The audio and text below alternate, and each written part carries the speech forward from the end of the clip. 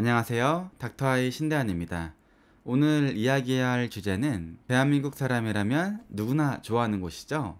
바로 사우나인데요.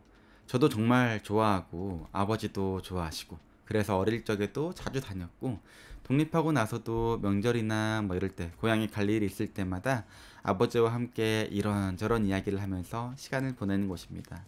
그런데 안과 전문의로서 항상 마음에 걸리는 문구가 있었는데요. 사우나에 자주 가시는 분들이라면은 한 번쯤은 보셨을 것 같아요. 바로 이것인데요. 백내장 우려 환자는 사우나 이용이 제한된다 또는 주의해야 된다라는 등의 문구예요. 이와 관련된 기사도 있는데 같이 한번 보실까요? 찜질방 사우나 이용 시 이런 사람은 주의해야 돼 라는 제목인데요.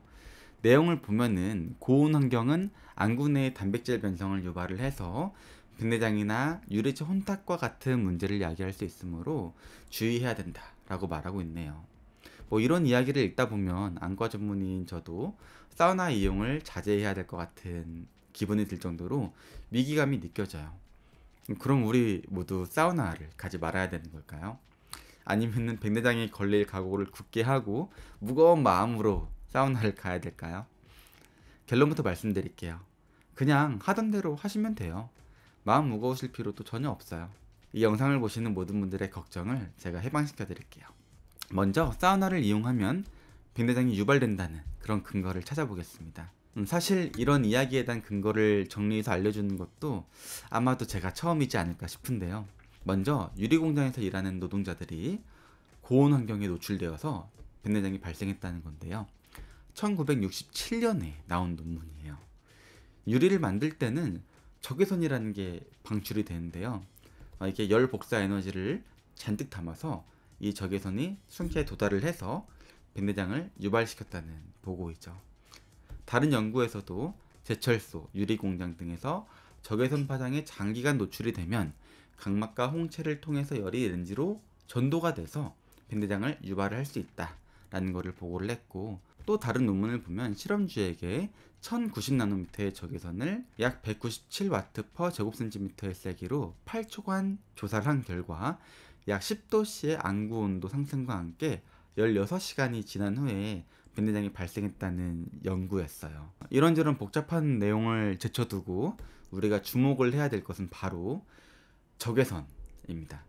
그러니까 적외선도 파장에 따라서 근적외선, 원적외선 등이 있는데요. 700에서 1400나노미터의 근적외선은 피부 장벽을 뚫고 쉽게 체내로 도달을 할 수 있기 때문에 수정체뿐만 아니라 더 깊은 망막에도 영향을 미칠 수 있는 것이죠.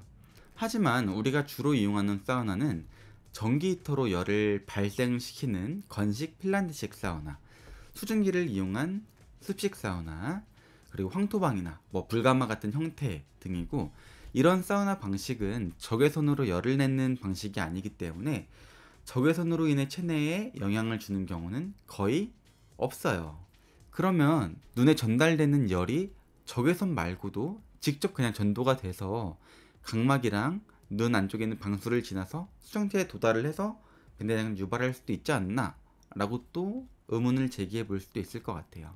이것이 근거를 찾아보려면 찾을 수도 있는데 39.5도의 환경에서 6시간씩 반복 노출된 소외 수정체에 백내장이 발생했다는 보고가 있었고, 사람의 수정체를 분리를 해서 40에서 60도 정도의 온도에 노출을 계속했을 때 수정체 단백질이 비정상적인 베타 시트 구조로 응집이 되었다는 보고도 있었어요. 그리고 토끼의 안구 후방의 온도를 또 43도에서 45도로 유지를 한 결과 명확한 백내장 소견이 관찰되었다는 논문까지, 어떻게 보면은 꼭 적외선이 아니더라도 사우나가 백내장을 유발할 수도 있겠구나 라고 생각을 해볼 수도 있을 것 같아요. 사우나의 온도를 보면은 건식은 70에서 100도, 그리고 습식은 40에서 50도, 황토방은 거의 60에서 80도 이러잖아요. 그런데 사실 그 더운 곳에 있어도 우리 몸은 그렇게까지 뜨거워지지 않아요. 체내 온도가 보통 36.5도가 정상이라는 것 다들 아실 텐데요. 아무리 뜨거운 사우나에 가도 우리 몸은 0.5에서 1.5도 정도까지만 체온이 올라가요. 최대로 올라가도 39에서 39.5도 그 이상 도달하면은 열사병으로 쇼크가 오게 돼요. 눈은 눈꺼풀, 그리고 눈물층도 있고, 그리고 각막, 그리고 방수라는 각막과 수정체 사이의 물 성분까지 온도를 완충해 줄 수 있는 장치가 많아서 수정체의 온도가 심하게 바뀌기는 사실 어려워요. 만약 이 정도로 백내장이 유발된다면 탕 이용도 제한해야 맞죠. 39에서 40도 정도의 온탕을 이용할 경우에 보통 체온이 1도 정도 올라간다고 하는데, 이로 인한 백내장의 위험을 이야기하는 사람은 아무도 없어요. 그리고 우리나라만큼 사우나를 좋아하는 민족이 있는데 바로 핀란드예요. 그 핀란드에서 시행한 사우나에 대한 종합 연구가 있는데, 거기서도 안질환, 특히 백내장에 대한 언급은 없었고, 사실 사우나와 백내장 사이의 관계를 규명하는 논문도 찾기 어려울 정도로 과학적, 의학적으로 검증이 된 이야기가 아니라는 것을 단적으로 보여줍니다. 사실 백내장에 영향을 줄 정도로 체내 온도가 올라가게 되면 수정체가 변성이 되기 전에 이미 쓰러져서 병원에 실려가게 될 거예요. 종합해보면 고온 작업 환경과 백내장이 발생한다는 관계에 대한 연구 대부분은 적외선 발생을 그 주요 원인으로 꼽고 있으며, 대부분의 한국식 사우나에서는 이런 적외선을 걱정할 필요가 없다. 그리고 사우나의 온도가 높더라도 체내 온도는 비교적 일정하다.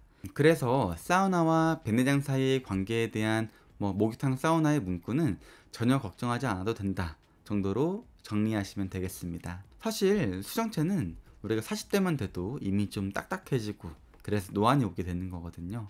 이것을 초기 백내장이라고 부르기도 하고요. 그리고 50대가 되면서 점점 심해지고 60대 중반에서 70대 초반이 되면은 좀 뿌얘진 정도가 심해지면서 이때 제일 많이 수술을 받으시게 되는 거예요. 결국 보통 사람이라면 누구나 자연스럽게 백내장이 발생한다는 것이죠. 따라서 백내장 위험이 있는 사람은 사우나 이용이 제한된다라고 말하는 것은 아무도 그 사우나를 이용하지 말라는 말과 같은 문구이기 때문에 애초에 성립할 수 없는 주의사항이라는 점을 짚고 넘어가겠습니다. 오히려 백내장 수술을 받으신 분들의 경우에는 감염을 막기 위해서 스스로 3주에서 4주 정도는 사우나 이용을 자제를 해야 된다는 점, 그리고 이런 더운 환경 자체가 안구건조증을 더 잘 유발할 수 있다는 점이 추가적으로 아시면 도움이 될 만한 정보가 되겠습니다. 네, 오늘 내용이 유익하셨다면 구독과 좋아요, 알림 설정 눌러주시고요. 다음에 더 알찬 건강정보 가지고 찾아뵙겠습니다. 궁금하신 내용이 있으면 댓글로 남겨주시면 나중에 영상으로 대답을 해드릴 테니까 많이 질문해 주시고요. 네, 그럼 다음에 또 뵙겠습니다. 안녕.